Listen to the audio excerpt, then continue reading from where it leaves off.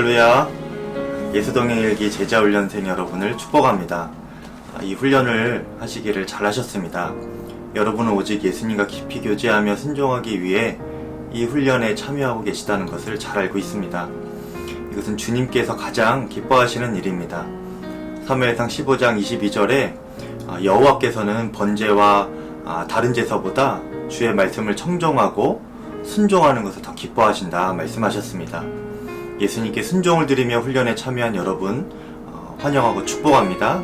그리고 한 주간의 제자훈련 예습을 여러분 잘 하셨나요? 매일 한 과씩 읽어보시고 묵상 질문에 적어도 보시고 동행일기를 저녁에 쓰시는 것이 기본적인 제자훈련 이 자체의 예습입니다.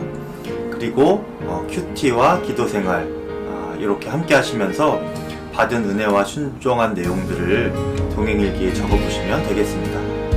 그리고 매주 이렇게 일주일에 한 번 이 시간에는 제가 한 주간에 여러분들이 예습하신 5일 분량의 교재 내용을 다시 리마인드 시켜드리고 주제 나눔 질문들을 좀 알려드리겠습니다. 그리고 조별 모임에서는 서로의 동행일기를 하루씩 나누어 주시고 또 제가 알려드리는 주제를 통해서 나눔을 서로 함께 해주시면 되겠습니다. 그 나눔 가운데 또 풍성한 은혜가 있게 될 것입니다. 그러면 이제 1주차 예수님과 친밀한 관계에 눈을 뜨기 내용을 함께 살펴보겠습니다.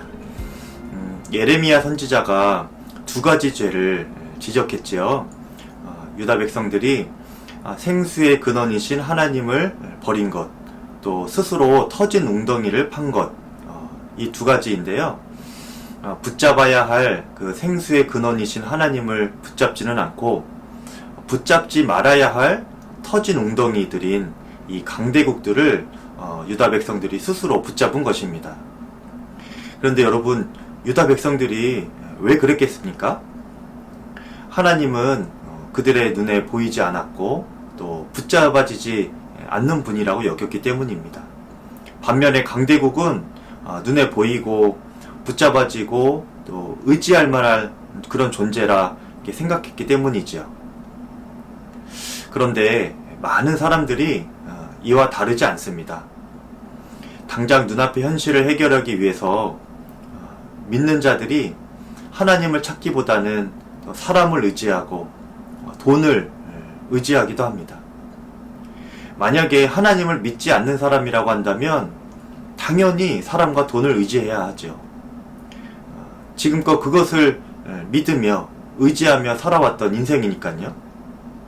하지만 하나님을 믿는다고 하면서도 그렇게 결정적인 순간에 왜 하나님 외에 다른 것을 의지하고 찾게 되는 것일까요? 도대체 왜 그런 것일까요? 우리가 믿음에 대해서 오해하고 있기 때문입니다. 많은 그리스도인들이 예수 그리스도께서 우리 안에 계시다는 그 능력의 복음, 그 구원의 복음은 잘 알고 있지만 그 주님이 우리와 함께 계심으로 인하여서 누리는 복은 실제적으로 누리지 못하고 있습니다. 구원의 교리를 잘 배우긴 했지만 그 구원의 감격과 기쁨을 그들의 삶 속에서 실제적으로 누리고 있지는 못하고 있는 것이죠. 우리가 이 훈련을 하는 것은 그 복음 자체이신 예수 그리스도께서 내 삶에 항상 역사하고 계시다는 것을 확인하고 점검하기 위해서입니다. 주님은 마태복음 28장 20절 말씀에 우리에게 이미 이렇게 약속하셨습니다. 볼지어다 내가 세상 끝날까지 너희와 항상 함께 있으리라 하시니라. 예수님께서 우리와 항상 함께 계시겠다라고 분명히 약속하셨으니 이것은 반드시 이루어질 일입니다. 사람이 약속한 것이면 이루어지지 않을 수도 있겠지만 하나님 자신이신 예수 그리스도께서 약속한 것이니 그 약속하신 것만으로도 반드시 이루어질 일인 것은 분명합니다. 문제는 우리가 사람이 그것을 알고 있느냐 하는 것입니다.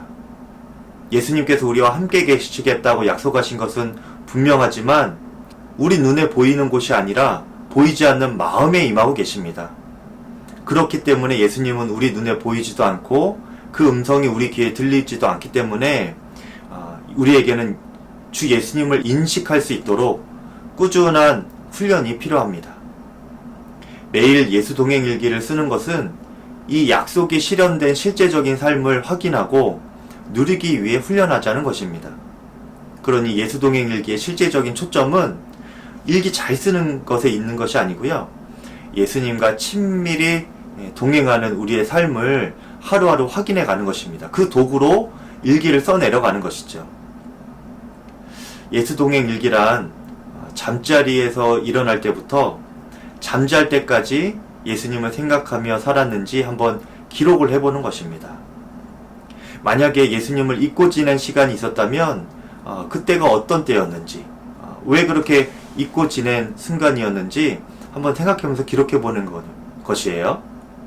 또 예수님을 잘 생각하고 집중하며 보낸 시간이 있었다면 그것이 언제인지, 어떤 상황이었는지, 또 어떤 마음이었는지 기록해보는 것입니다.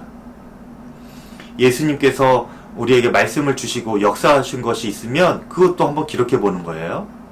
그렇게 기록한 것을 5명에서 7명이 나눔 방을 만들어서 함께 나누고 격려하는 것입니다. 그런데 오해하지 말아야 할 것은요, 이 동행일기를 쓰는 것이 경건생활이나 신앙훈련의 전부라고 생각하면 안 된다는 것입니다. 교회에서 성도님들이 전통적으로 개인기도나 큐티, 성경읽기, 제자훈련 등으로 이 경건생활이나 신앙훈련을 계속 해왔는데요. 이것은 매우 중요합니다. 그런데 이보다 더 중요한 것은요, 그 본질이 예수님이어야 한다는 것입니다. 예수님 없이 기도하고 말씀 보고 예배도 드릴 수 있고요. 심지어는 저 같은 경우에 예수님 없이 말씀도 전할 수 있겠더라고요. 경건의 모양은 있지만 경건의 능력을 주시는 예수님이 빠진 모습들인 것입니다. 그래서 예수 동행일기는 그런 여러 가지 경건의 통로들을 통해 은혜가 부어질 때에 우리가 오직 주 예수님을 바라보면서 그 은혜들을 담아낼 수 있는 그릇과 같은 것입니다. 여러분 한번 생각해 보십시오. 우리 주변에는 언제나 받은 은혜가 부족한 적이 없었습니다. 은혜는 언제나 폭포수와 같이 넘치도록 쏟아졌는데요. 그런데도 우리가 영적으로 메말라 허덕였던 이유는 그 은혜를 담는 그 그릇이 없었기 때문입니다. 우리가 예수 동행일기를 쓰면 그 받은 은혜가 더 분명해지고 내 것이 됩니다. 쓰면서 더 많은 은혜를 깨닫게 되고요.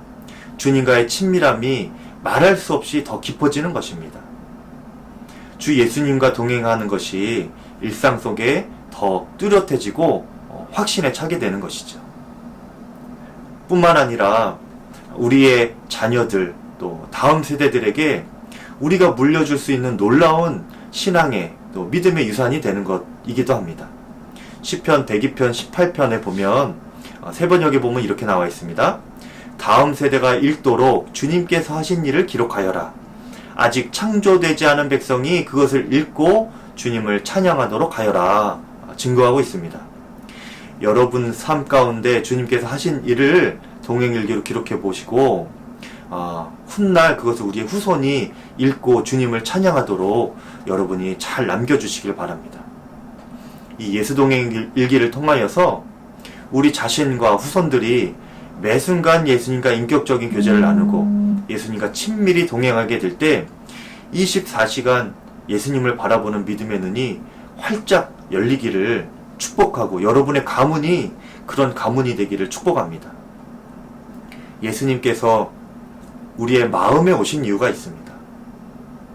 마귀가 우리를 넘어뜨리려고 호시탐탐 노리고 있기 때문인데요. 특히 마귀는 우리 마음에 역사하면서 우리를 유혹합니다. 우리가 그런데 그런 마귀의 유혹을 어떻게 이길 수 있겠습니까? 마귀는 영적인 존재이고 또 보이지 않지만 분명히 실제하는 존재이기 때문에 우리의 능력으로는 이길 수 없습니다. 우리의 육신으로는 이길 수가 없는 거예요. 우리가 아무리 주일 예배를 드리고 새벽 기도하고 큐티하고 식사 기도하는 것, 그것만으로는 우리를 호시탐탐 노리면서 강력하게 유혹하는 그 마귀의 역사를 이길 재간이 없습니다. 하지만 우리가 주님을 바라보는 눈이 뜨이고 항상 주님의 임재를 의식할 때 우리는 마귀에게 무너지지 않을 수 있게 됩니다. 여러분, 창세기의 요셉이 언제나 함께 하시는 그 주님을 생각하면서 보디발 장군의 아내의 그 큰 성적인 유혹을 물리친 것을 기억하시죠? 창세기 39장 9절 말씀에 그가 그 유혹을 물리치고 이렇게 담대하게 선포합니다. 그런즉 내가 어찌 이 큰 악을 행하여 하나님께 죄를 지으리까? 하나님 앞에서 나는 죄 짓지 못하겠다는 겁니다. 우리가 예수동행 일기를 통하여 이 능력을 얻기를 원하고요. 또 한 가지 예수동행 일기를 통하여 얻을 수 있는 유익은 우리의 영적인 회복이 빠르다는 것입니다. 매일 일기를 쓰기 때문에 죄와 유혹에 우리가 혹여나 넘어졌다면 그 하루만 고비인 거예요. 일기를 저녁에 다시 쓰면서 다시 주님을 바라보는 시간을 통하여서 여전히 우리 마음에 거하시는 예수님을 다시금 발견할 수 있게 되기 때문입니다. 그래서 나의 죄를 용서하시기 위하여 십자가에 달리신 그 예수님, 그분이 지금도 내 안에 계시구나, 이 사실이 일기를 쓰면서 깨달아지게 되고요. 그러면 죄를 멀리하게 되고 삶이 변화되어 갈 것입니다. 그래서 다윗도 그가 비록 밧세바와 간음하고 우리아를 죽이는 큰 죄를 지었지만 다시금 마음을 돌이키고 진정으로 고백한 것이 바로 시편 16편 8절 말씀입니다. 내가 여호와를 항상 내 앞에 모시며 그가 나의 오른쪽에 계심으로 내가 흔들리지 아니하리로다 고백하였죠. 우리 모두가 예수 동행일기를 통하여서 훈련하면서 우리도 마침내는 이 다윗과 같이 그가 나의 오른쪽에 계심으로 내가 흔들리지 아니하리로다, 이렇게 담대히 고백하는 능력의 성도가 되기를 주의 이름으로 간절히 축복합니다.